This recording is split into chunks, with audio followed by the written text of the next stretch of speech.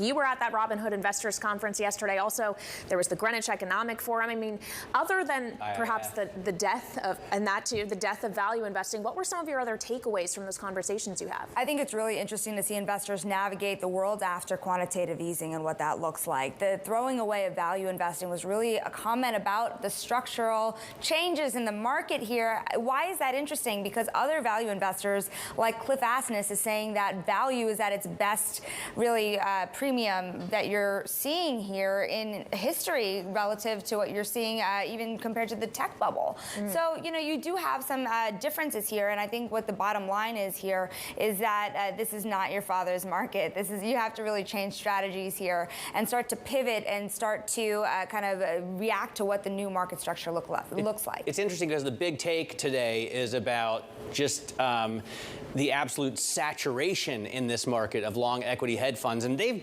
been pretty much dead since, although still in abundance, since the great financial crisis, right? So let me give you some numbers here. Nishant Kumar really put this out very well in the big take today, and it's still the dominant strategy. But why does this matter? It's so close to being overtaken by multi-strat. When I was preparing for David Einhorn's interview yesterday, I talked to a lot of long-short managers who wanted me to really understand, is the long-short model dead? Here's the thing. If you look at the hedge fund index that's tracked by Bloomberg, long-only strategies are doing worse than long-short strategies, which shows you that there's a reason to short still. And frankly, a lot of people are still, David Einhorn is net short in a lot of ways also. So there is a role to shorting here, but it is true that all the multi-strats this year, whether you're thinking the D. Shaws of the world or Citadel, they're doing better than the traditional long-short manager.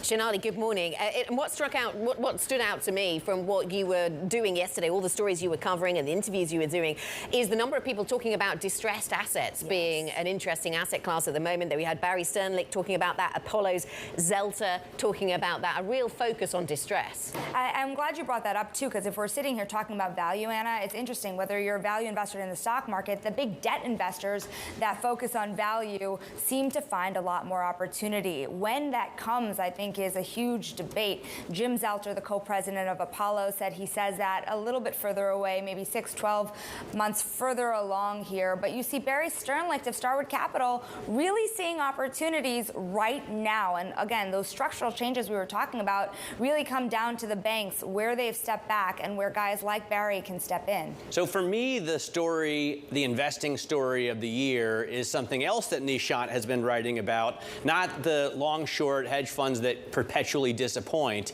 but the macro funds that are knocking it out of the park. I mean, when you think of Crispin O'Day or any of these guys that are betting against rates, they're making 200, 300% returns. Yeah, so Hadar is another one, best year ever, a lot of focus on him. The other interesting thing about that is you had Ray Dalio speaking yesterday to David Weston, and he's telling you that currencies all over the world are trouble. And so when you're making money in macro, it's a very complicated equation here. You can get burned really quickly. I spoke to a couple big investors yesterday who were playing around in the UK, and none of them wanted to make a lot of conviction, given the whipsawing you're seeing with in the narratives with the BOE. So or go public, right? Because it doesn't look very good if you're betting against the pound. George Soros didn't get a great reputation. But we're not there yet, is also what I'm saying. At least a lot of the big investors have not put that type of conviction on their trades because they've gotten burned a lot this year too, and you see that in the numbers.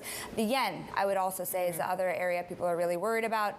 And back to David Einhorn, one of the things he was really worried about, he said people are a little overly focused on monetary policy and they're not focused enough on fiscal. What he's most worried about is the systemic risk is the government balance sheets here in the United States as well as across the world.